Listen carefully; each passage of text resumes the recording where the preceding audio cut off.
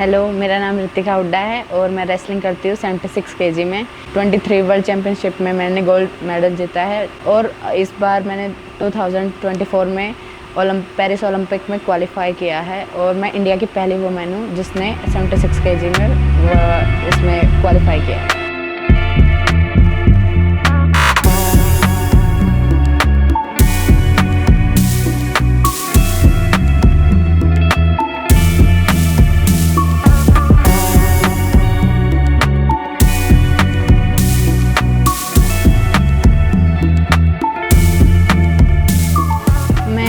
यहाँ से तब मैंने घर से सबको अलविदा बोला तो सबसे यही बोला था कि मैं मेडल के साथ ही वापस आऊँगी और मेरे साथ मेरे फिजियो और कोच भी गए थे तो बहुत पॉजिटिव थिंकिंग आ रही थी। और जैसे हम फ्लाइट में मतलब वहाँ पे पहुँचे, लैंड हुई तो बस एक ही फीलिंग थी कि अब यहाँ इतनी दूर तक आ गई, ये आखिरी सीढ़ी होती है, हर एथलीट का सपना होता है ओलंपिक। और मेरा भी यही मन में चल रहा था कि खाली हाथ नहीं जाना, बस मेडल लेके जाना है यहाँ से। अब जिस दिन मेरी बाउट आई, मैं एक हफ़्ता पहले पहुँच गई थी तो मेरे बस यूँ हो रखा था कि जल्दी से मेरी बाउट आ जाए, मैं लड़ूँ। मेरी बाउट जिस दिन आई मतलब मेरे मन में बस यही था कि जैसे मेरी ड्रा डली तो खुश हुई मैं देख के कि अच्छी बाउट होगी और मैं मेडल के साथ ही वापस जाऊँगी। मैंने घर पे भी सबको बोला कि अच्छी है, मैं मेडल लेके ही आऊँ। तो जैसे मेरी ड्रा देख के मेरे को यूँ लगा कि हाँ अब तो या तो गोल्ड है या सिल्वर है, ये है मेडल। लेकिन शायद बैड लक था मेरा, उस दिन मेरा दिन नहीं था। कुछ रेफरी की भी गलती है, 19-20 लगा लो कि उन्होंने उसकी साइड ली, क्योंकि मुस्लिम हैं वो तो शायद ले लियो। तो मुझे भी नहीं पता उनके साथ क्या डील है। तो जिस हिसाब से मेरी बाउट चली सब ने यही बोला कि बेटा तेरा पॉइंट था जो उन्होंने नहीं दिया। 3-1 से बाउट होनी थी या 3-0 से, तो मेरी 1-1 पे बाउट ख़त्म हो गई और मैं लूज़ हो गई।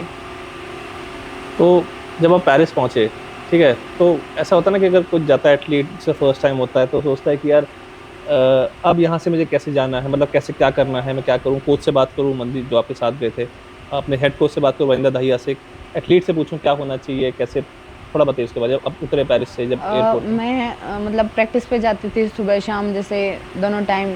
तो मेरे कोच भी यही कहते थे कि बेटा कि ये आखिरी पड़ाव है तेरा, तू यहाँ से मतलब मेडल लेके जाएगी तो मतलब पूरी दुनिया जानेगी तुझे भी।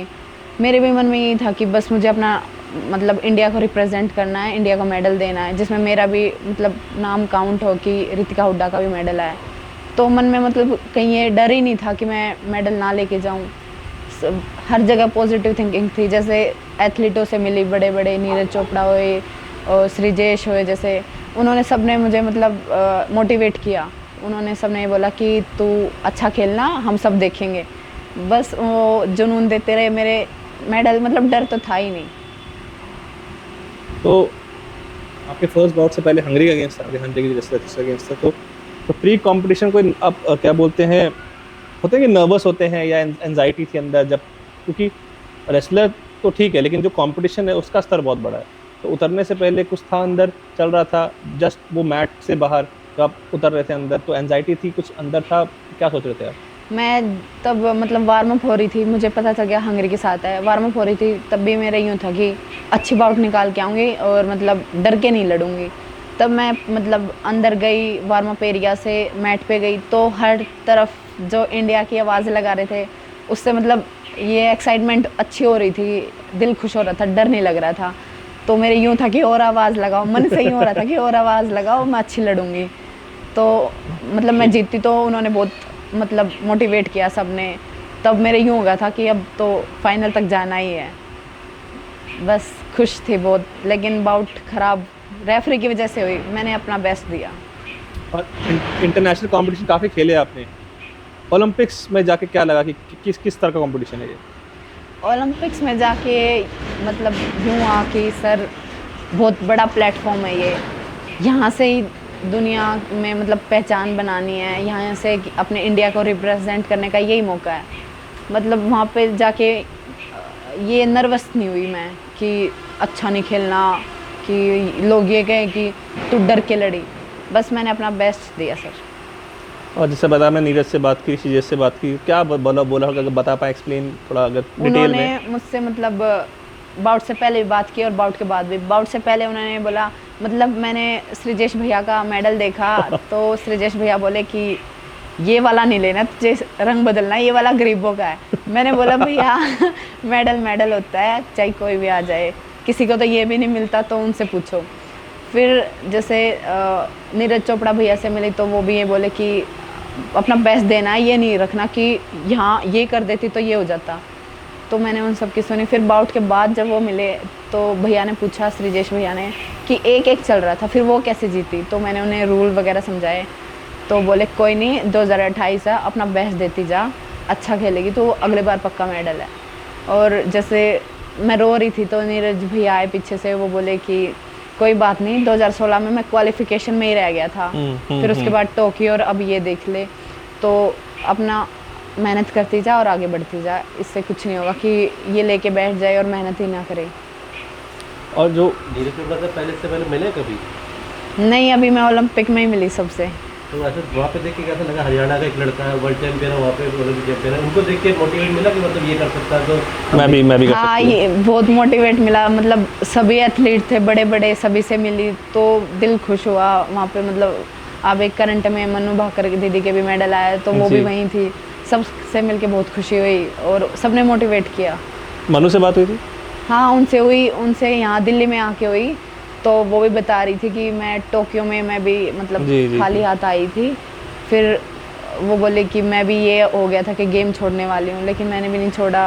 तो दीदी बोली कि मेहनत मत छोड़ना, अपने लगी रहना। मैं भी खाली आई थी पहली बार तो, लेकिन अपने 28 में बेस्ट देना। और जो हंगरी वाला जो मैच था, थोड़ा उसके बाद बताइए, जब आप जीते उसके बाद क्या चल रहा था, क्योंकि उसके बाद पता लगा था कौन है आपका खेलने वाला। तो जो मैच ख़त्म हुआ, जब जीते तो क्या चल रहा था कि उस टाइम मैच पे? ख़त्म होने के बाद जब मैं अंदर गई तो मैंने किर्गिस्तान वाली की बाउट देखी कि कैसे क्या कर रही है, लेकिन जो वो काम कर रही थी उसने मेरे साथ ऐसा कुछ भी नहीं किया। वो मतलब अलग लड़ी मेरे साथ, औरों के साथ और तरह लड़ी, मेरे साथ अलग से। लेकिन जो उसने अटैक वो कर रही थी उसने एक ही बार किया, उसके बाद अटैक ही नहीं किया। तो दुख इसी बात का कि मैं पैसिव नहीं थी, फिर भी उन्होंने पैसिव दी। तो इसमें मैं बैड लक और रेफरी की गलती मानूंगी। और जो अगर जिस दिन आपकी बाउट नहीं होती थी तो, और उस दिन आप अपना डे कैसे काटते थे पेरिस में, क्या क्या करते थे आप, थोड़ा बताइए डिटेल में कि वो स्ट्रक्चर क्या था कि इस दिन इस टाइम वार्म अप करना है, इस टाइम मुझे खाना खाना है, इस टाइम मुझे प्रैक्टिस करनी है, जो भी है। हम जैसे बाउट नहीं थी उससे पहले 9 बजे प्रैक्टिस पे जाती थी मैं, और अपना 1 घंटा बढ़िया मतलब पसीना निकाल के वापस आते वक्त अपना आते ही लंच वगैरह करके, और जैसे इंडिया वालों की बाउट चल रही थी तो उन जी। सबकी बाउट देख के रेस्ट अच्छा, फिर 5 बजे फिर प्रैक्टिस, अपने रात को डिनर वगैरह करके 10:30-11 बजे तक सो जाते थे। और किसकी बाउट आप देखने जाते थे कि और अच्छी लगती थी कि हाँ इसने अच्छे लड़ा, जहाँ हमारे मैंने होते? सब तब तक मेरी बाउट नहीं, मैंने बस इंडिया वालों की देखी, फिर किसी की नहीं देखी। इंडिया से किसकी देखी? इंडिया में मैंने सबकी देखी, निशा की देखी, फिर अंशु, अंतिम, विनेश दीदी की तो हम वहीं पोडियम में ही गए थे, उसमें अरीना में ही गए थे देखने के लिए कैसे क्या सुसाकी के साथ जो बाउट जी, है हाँ वो जी। वहीं पे बैठ के देख रहे थे मैम। तो जब उन्होंने सोसाकी को हराया तो आपको क्या लगा देख के कि सोसाकी को हराना सब नॉट अ मतलब? हाँ, हमारे मैं और अंशु बात कर रहे थे कि दीदी नहीं हरा दी तो हम भी वर्ल्ड चैंपियन हो, क्या पता हरा दे हम भी। तो ऐसे ही बात कर रहे थे। अंशु मुझे बता रही थी कि ओलंपिक में ऐसा ही होता है, जो वर्ल्ड नंबर होते हैं वो यहाँ आते हैं और वैसे जीतते हैं। तो मेरे यूँ हुआ कि हम भी जीतेंगे ही।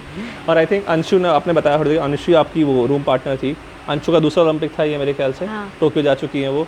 तो क्या बात होती थी आप जब होते थे रूम में अकेले, क्या सोच बोलते थे कि यार मैं हमारा कल बाउट है, इस थोड़ा क्या चलता था बातचीत आप लोगों में? हम मतलब उसने बाउट वाले दिन बात की ना मैंने की।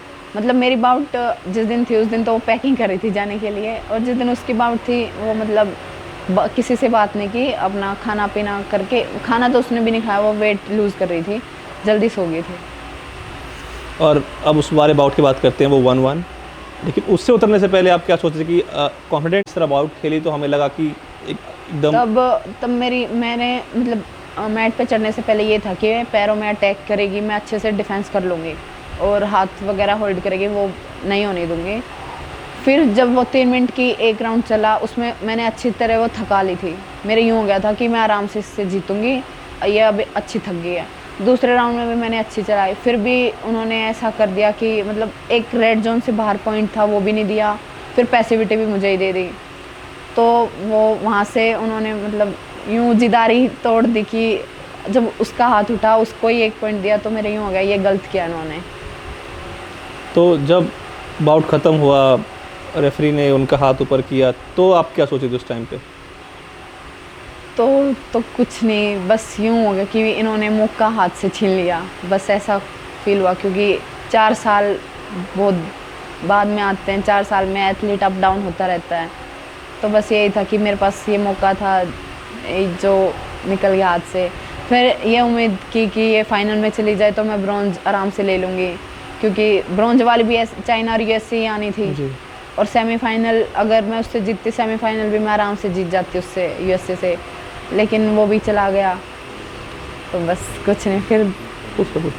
ऐसे ही आ गई खाली हाथ।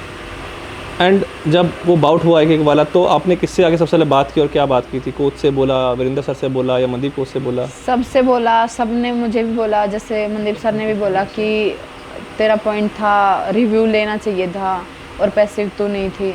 तो मेरे यही था कि मतलब सबने बाउट भी देखी दोबारा, लेकिन मैंने नहीं देखी। सब यही बोल रहे थे कि बेटा तेरा पॉइंट था रेड जोन के बाहर का भी और तू पैसिव भी नहीं थी, इन्होंने जो नहीं दिया। और उस बाउट से क्या सीखा आपने, मतलब आगे के लिए? उस बाउट से बस मेरा यही था कि पैसिव के साथ किसी के साथ लड़ना है नहीं, या तो एक तरफा या फिर अगले एक तरफा या मैं एक तरफा, ऐसे बाउट चलाने हैं। मुझे आपने ठीक बताया आपने, मतलब आपके बाउट के दौरान पाकिस्तान वाले में आप डिफेंसिव थे, वो भी डिफेंसिव थे, तो आप भी बहुत ज़्यादा डिफेंसिव थे। जब तो सीख बोला ना टैकिंग वाला, मतलब आपने कहा वो आपसे बिल्कुल अलग लड़े, जो वैसे अटैकिंग थी तो उसने भी एक बार अटैक किया। उस टाइम पे मैट पे क्या चल रहा था? जब दोनों आप एक दूसरे से वो लगे हुए थे, जो आप भी वो कर रहे थे, उस टाइम पे क्या चल रहा था कि क्या कर रहा था? उस टाइम पे मेरा यही था कि ये अटैक करेगी तो मैं आराम से काउंटर मार सकती हूँ, लेकिन मैंने भी अटैक नहीं किया क्योंकि मैं पैसिव नहीं थी, तो मैं क्यों रिस्क लूँ। और उसने भी अटैक नहीं किया, लेकिन फिर भी रेफरी ने मेरे को ही पैसिव किया, लेकिन वो पहले राउंड में भी मुझे पैसिव दे रहे थे, तो उन्होंने चेंज करके उसको दे दिया। फिर उनके या तो कोई प्लान होगा कि नेक्स्ट टाइम इसको दे देंगे, बस ऐसे ही बाउट निकल गई। तो जैसे अमी देखा कि हम लोग जब आए तो आप अभी भी आपका मूड ऑफ है, तो वहाँ पे भी आपका ऑब्वियसली मूड ऑफ होगा, तो वो चीज़ आपको किसने बताया, मतलब किसने, मतलब होता है कि आपको कि कंसोल किया कि नहीं रितिका हो जाएगा आगे, और चीज़ें पड़ी हुई हैं, कैसे वहाँ पे कैसे अपने मूड आपने ठीक किया अपना, मतलब? वहाँ पे बड़े एथलीटों से मिली, उन्होंने किया, और जैसे बाहर से तो सब हौसला दे रहे हैं, फैमिली भी बता रही है कि 28 में अच्छा करेगी, और मतलब बाहर से जो आ रहे हैं गांव वाले, मेरे आस पड़ोस के, सब बोल रहे कि 28 में आराम से मेडल निकाल लेगी तुम। लेकिन मेरे मन में तो वही चल रहा है कि यही मौका था, ये चला गया, अब पता नहीं कैसे क्या आएगा, 4 साल में कैसे क्या परफॉर्मेंस रहेगी। तो बस अगर यही मेंटेन परफॉर्मेंस रही तो मैं 28 में मेडल आराम से दूंगी, लेकिन मुझे खुद भी कॉन्फिडेंस है कि मैं 28 में दूंगी मेडल। आंटी से बात हुई थी जब ये एक वाला बाउट खत्म हुआ था? आंटी से? हाँ, आंटी से तो पहले भी हुई और बाद में भी हुई। पहले बोल रही थी कि तू मतलब उसके नीचे मत घुसना क्योंकि वो लंबी है, हाँ जी। दबा लेगी। तो मेरे को भी यही था कि मैं अगर नीचे घुसी तो वो दबा लेगी, पॉइंट ले जाएगी, लेकिन ये था कि वो अटैक करे और मैं काउंटर को, ऐसा था। फिर बाद में भी बात हुई तो मम्मी बोली कि बेटा तेरे पॉइंट नहीं दिए, सबने यही बोला क्योंकि सब देख रहे थे बस। तो आपको लगता है अगर मम्मी जाती शायद कुछ और तक, वो लकी चार्म मानते हैं आप? शायद हो जाता, ड्रा भी अच्छी होती और भी और अच्छी ड्रा होती, क्या पता ये सेमीफाइनल में आ जाती, यूएसए क्वार्टर में आ जाती। तो आपने सी मम्मी को बोली कि मम्मी आप होते शायद चीज़ें? मैं बोल रही थी कि ऐसा हो जाना चाहिए था। तो एक बार वो बताइए, आप अभी आपने कहा कैनेडी को आपने पहले भी खेला हुआ, एक बार उसको बताइए, जो आपने भी नीचे बताया था हमें कि वो वाला मैच वो आपका कुश्ती खराब करेगी क्योंकि अगर वो जीतते तो आपका मेडल पकड़ा था। एक बार वो वाला बताइए क्या था पूरा ड्रॉ के बारे में आपके साथ? मेरी ड्रॉ मतलब अगर पहले हंगरी के साथ आगे, बाद में किर्गिस्तान मेरे साथ सेमीफाइनल आती तो भी कुछ नहीं होता, तो भी मैं मेडल में होती। पर मेरे क्वार्टर में आ गई तब भी दिक्कत नहीं थी क्योंकि मेरे ऐसे था ही ना कि कुश्ती खराब हो जाएगी मेरी। और सेमीफाइनल यूएसए के साथ आनी थी, यूएसए वाली बल्कि मुझसे डरती है कि ये मुझे हरा सकती है। वो मतलब वार्म अप हो रही थी तब भी मुझे देख रही थी कि ये ना आ जाए भगवान ने उसके मेडल देना था, मेरे नहीं देना था। अगर किर्गिस्तान वाली फाइनल में जाती तो भी मेरी और यूएसए की होनी थी ब्रॉन्ज के लिए, तब भी उसी के साथ आनी थी, तो बस नहीं आई। और 9-2 से जो बाउट चली थी, यूएसए वाली को पता है मैं उसके आराम से काउंटर करती हूँ अगर वो अटैक करेगी, और वो अटैक करती रहती है क्योंकि हाथ पैर उसके लंबे हैं, वो इधर उधर नाचती रहती है और मैं आराम से रोक लेती हूँ उसको। आपका मतलब आपने बताया जब आप वो मैच हारे तो उसके बाद आपका मेडल वाला मतलब ब्रॉन्ज वाला था, बट जब वो चांस चला गया, जब वो किर्गिस्तान वाली हार गई, उस टाइम पे जब आपको पता चल गया कि आप मेडल नहीं आ रहा है, उस टाइम पे क्या चल रहा दिमाग में, और रात में जब सोए तो क्या चल रहा था, मतलब रात भर सोई ही नहीं, क्या सोचा? बस वही चलता रहा, ऐसा क्यों हुआ, इतनी मेहनत करके आई थी यहाँ तक, मतलब ये लास्ट सीढ़ी होती है ओलंपिक हर एथलीट की, मतलब ये मौका चला गया मेरे हाथ से, अब पता नहीं कब आएगा, ये सब चलता रहा दिमाग में, नींद ही नहीं आई फिर तो। आपको लगता है जैसे यूएसए वाली का आपने पता हाइट ज़्यादा है, क्यूबा वाली भी है उसका भी हाइट ज़्यादा है, तो हाइट का मतलब असर पड़ता है? नहीं, हाइट का ऐसा कुछ नहीं है। मतलब जो हाइट में छोटी होती है उनके साथ मुश्किल होती है कुश्ती निकालनी, लंबी वाले के साथ आराम से निकल जाते हैं। मतलब छोटे वालों को झुकने में ज़्यादा आसानी होती है, हाँ, लंबे वालों को दिक्कत छोटे वाले ज़्यादा झुक के खेलते हैं। है। तो एक लास्ट चीज़, मतलब पेरिस में घूमे नहीं घूमे, मतलब इतना प्यारा था। नहीं, मेरे यूं ही था कि मेडल आने के बाद ही घूमूंगी, इससे पहले नहीं। इंडिया हाउस भी नहीं गई फिर मैं। अच्छा, हाँ, इंडिया हाउस भी। हाँ, लेकिन ये था कि मतलब जो भी सामान वगैरह लेना है, गिफ्ट सबके लिए, वो सब बाद में ही देखूंगी, पहले मैं कुश्ती खेल लूँ। तो कुछ नहीं लिया मैं, बस आ गई खाली।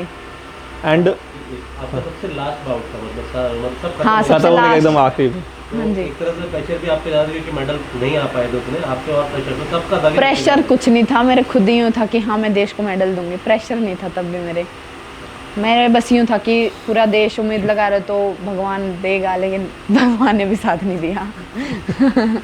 एंड अभी जो आप घर पे आ गए हैं, वो चीज़ को दूर करने के लिए आप क्या कर रहे हैं? मतलब अगर वो चीज़ दिमाग में ना आए आपके। वो चीज़ के लिए अभी तो कुछ नहीं, बस बाहर टाइम स्पेंड कर रही हूँ। मतलब अभी तो सब लोग मुझे बुला रहे हैं, मतलब यूनिवर्सिटी वगैरह वाले कि अच्छा लड़ी तो सम्मानित वगैरह कर रहे हैं। अभी थोड़ी थोड़ी करके प्रैक्टिस शुरू करूँगी, दिमाग सेंटर में लाऊंगी। फिर से अपने एशियन गेम्स आ रहे हैं, उसमें गोल्ड देने के लिए प्रैक्टिस स्टार्ट करूँगी। और अब आखिरी सवाल, क्या प्लान है आपके फ्यूचर के? आप क्या सोच रहे हैं, अगर डिटेल में बता पाएँ, क्योंकि ओलंपिक्स खत्म हो अभी गए। जैसे ओलंपिक्स से सफ़र ही हो गया, अब हमारे जो नेशनल वगैरह वो स्टार्ट हो जाएंगे। अभी नेशनल गेम्स आएंगे अक्टूबर में, फिर सीनियर नेशनल, और उसके बाद तो सीनियर एशिया, वर्ल्ड, इन सब की ट्रायल आएगी, तो इन्हीं की तैयारी करेंगे। अच्छा, यहाँ पे आने के बाद बताइए, मतलब ये पहले आप अंडर 23 बने थे, पर अब जब आए ऐसे ओलंपिक टैग लेके आए हैं। आप कुछ नहीं है, बट यहाँ पे कैसा था? पापा ने क्या बोला था? पापा से आपकी बहुत कम बात होती है, तो पापा भी थोड़े दुखी तो हुए, क्योंकि उन्हें भी पता था कि लड़की मेडल की उम्मीद से ही गई है, मेडल लेके आएगी, सबको उम्मीद थी, घर वाले सब देख रहे थे खुशी से, तो सभी दुखी तो हुए एक बार कि चांस चला गया। लेकिन अब सब कह रहे कि एशियन गेम्स और ओलंपिक में तो देगी मेडल, तो अपना दिमाग सेंटर करूँगी और मेडल दूँगी। ठीक है, thank you so much Ritika, and all the best for the future. Thank you.